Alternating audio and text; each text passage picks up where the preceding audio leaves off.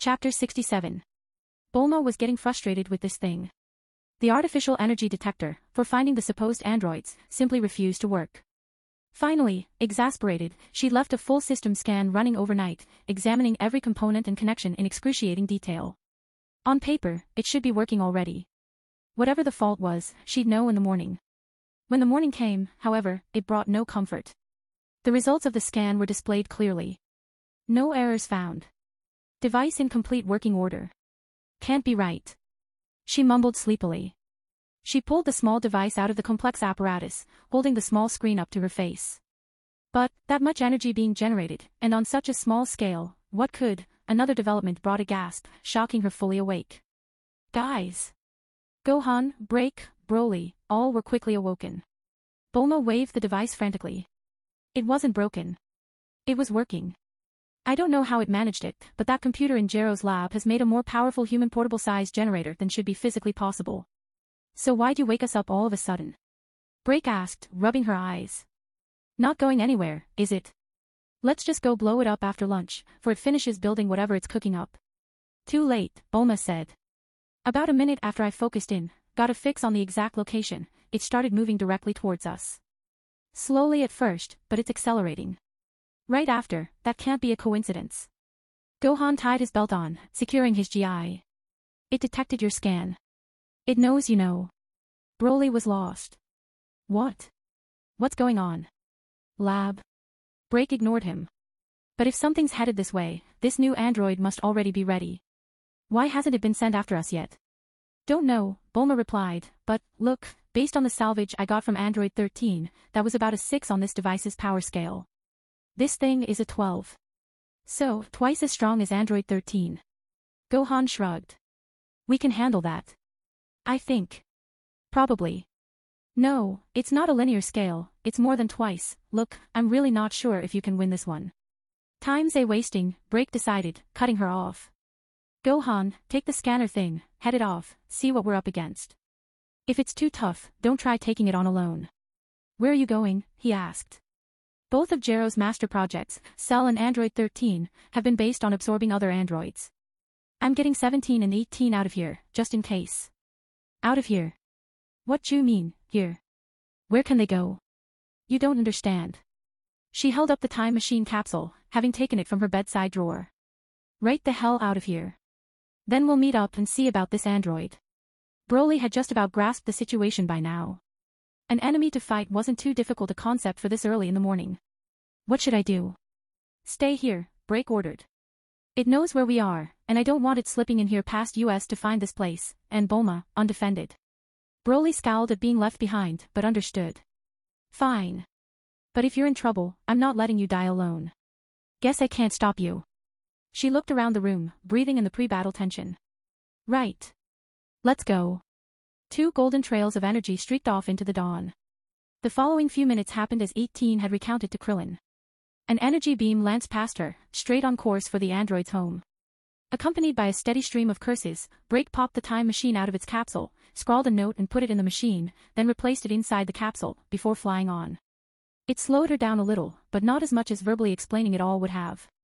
Gohan's energy stopped moving, then rose sharply to maximum, and no more beams came her way.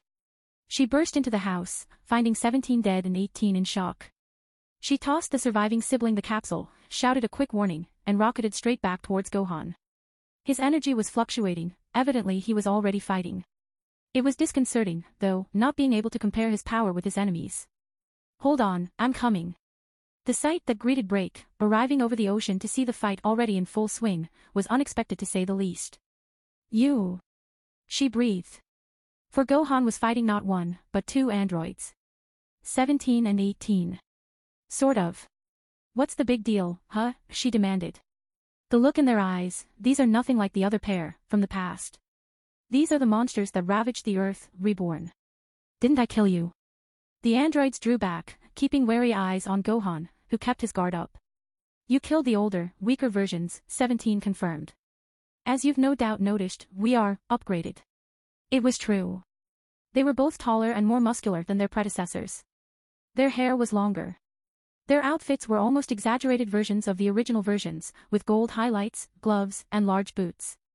Red Ribbon Army logos were imprinted into their large golden belt buckles. Careful.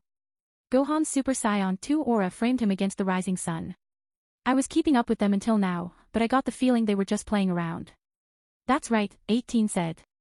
Now you're both here, we can really get down to business. That business being good old-fashioned revenge. 17 cracked his knuckles. They took out 17, the good one, Break told her older cousin. That's so. Gohan frowned. Let me guess, you can detect artificial energy. That's right, 18 said. And now, you can't. What's this? Break asked. Gohan shrugged. The scanner, it got destroyed in the battle, sorry. I'm sure it wasn't an accident on their behalf. Which means we can't let them out of our sight. I see. Break threw her jacket off, letting it fall into the ocean below. She grunted as she powered up to Super Saiyan 2. Why 17 and 18 all over again, though? That design already failed. The computer eventually reached the same conclusion as the living Dr. Gero, 18 replied. Infinite energy models like us make for the most efficient fighting machines. The technology just didn't exist to make our bodies strong enough last time. In addition, we are now fully mechanical, no biological human weakness. The brain, while a marvel of engineering, has so many flaws. Living flesh, too. 17 picked up where she left off. Rather than simply making a new android from scratch, our designs were based on the previous 17 and 18. We've had as much as can be salvaged of their memories programmed into us, as well, giving us all the more reason to want you dead. Break smiled. Do you remember me killing you, then? I do, 18 told her, hands twitching slightly. There wasn't enough of 17 left to record the end of his life. But I assure you, what you did to us was a mercy compared to how you're going to die. It was a mercy, Break said. Compared to how long I could have dragged it out, now, you've made it clear you're here to kill us. Are we going to fight while we're still young? If you insist. 18 vanished, rushing at Break far faster than she could follow and landing a wild swing of a punch to the half-Scion's abdomen. With a yell as much of surprise as of pain, Break rocketed back, tumbling through the air several hundred meters before righting herself and managing to float still in the air, trying to catch her breath. I can't believe it, the force in just that one hit. Not to mention the speed, I didn't see anything. Yaw.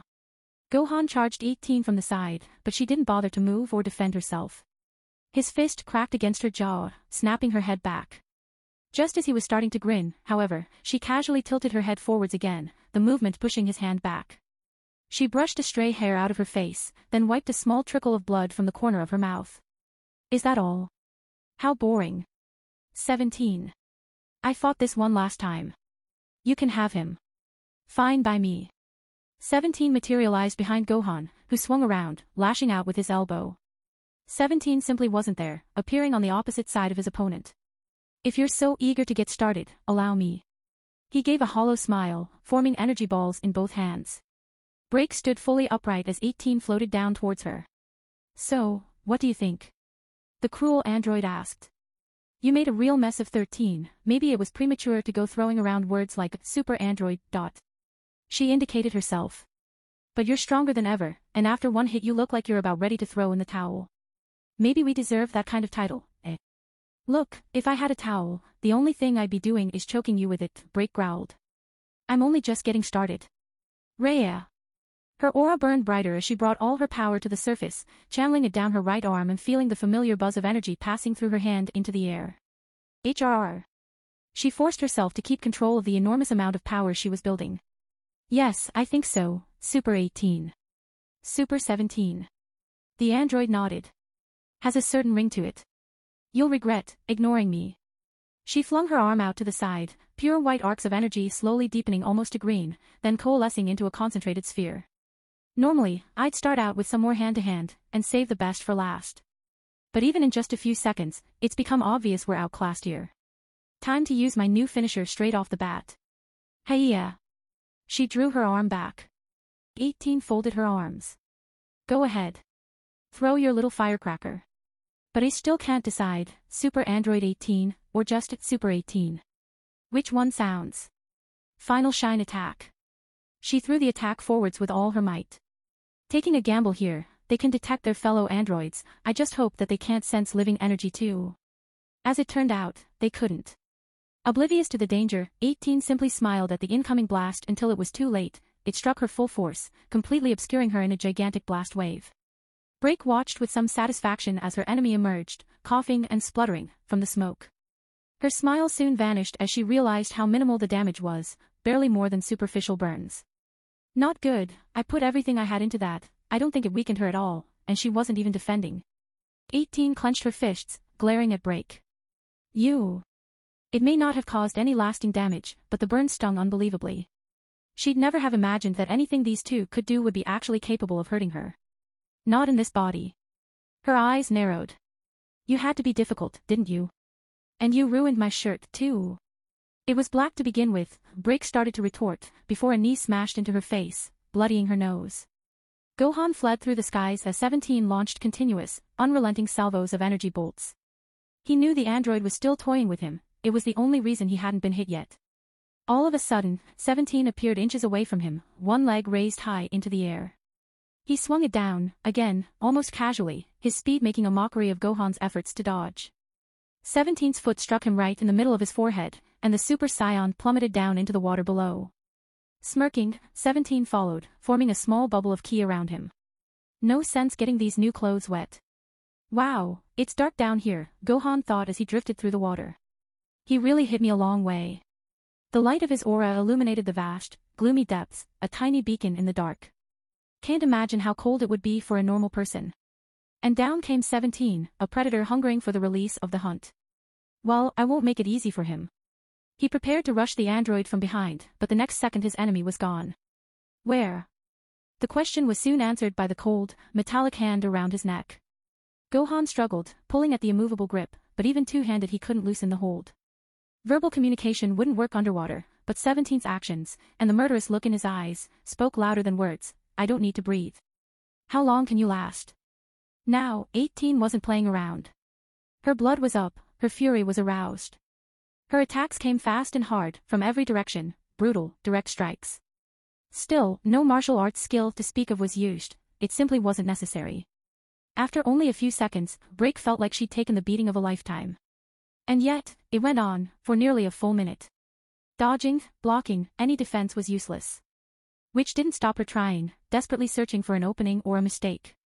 Doubtless they existed, and not infrequently, but when your opponent appeared as less a humanoid figure and more a blur of fists and feet, how were you supposed to tell? Come to think of it, though, the impacts didn't feel much like punches. In a rare, brief pause, Break noticed the android's arms were folded in front of her as she attacked. So, you noticed, she sneered, seeing the Scion's eyes widening as she came around for another kick. You're so slow I don't even have to use my hands. Finally, after what seemed like an eternity, 18 seemed to grow bored and relented. Break, no longer held in the air by the transferred momentum of 18's attacks, fell again, landing in the shallows and feeling sand at her back. The realization that she'd temporarily lost the strength to fly, and had only been held aloft by the beating she'd received, hammered home how badly things had gone, and so quickly. I haven't lost anything important, that's good, but, bleeding just about everywhere, though, can't see or hear clearly, probably minus a couple of teeth, too. She sat up, gasping for air and digging her hands into the wet ground as waves broke around her. She fought to stay in Super Saiyan 2. If she couldn't maintain her full power, one casual hit from the monstrous android was likely to kill her outright. Having fun. The water parted, flying off in every direction as 18 touched down in front of her. Such a shame, after how easily you handled our previous bodies, I really expected you to last longer than that. 17 tightened his grip, forcing the air out of Gohan's lungs. Hurry up and die, now. I want to be done in time to see 18 finish your friend. Gohan tried to clear his head, even as he felt his grip on consciousness waver. I'm not finished yet. He wordlessly formed a Kamehameha at his side, bringing it up and throwing the beam in 17's face. The android released him, jumping away to the left to dodge. Not that he believed it'd hurt, but it'd probably mess up his hair. 17 frowned. Idiot. I'm still fast enough to stop him getting up to the surface. All he's bought himself is a few seconds. Now. Gohan brought his hands around, directing the beam and pulling it back around toward 17.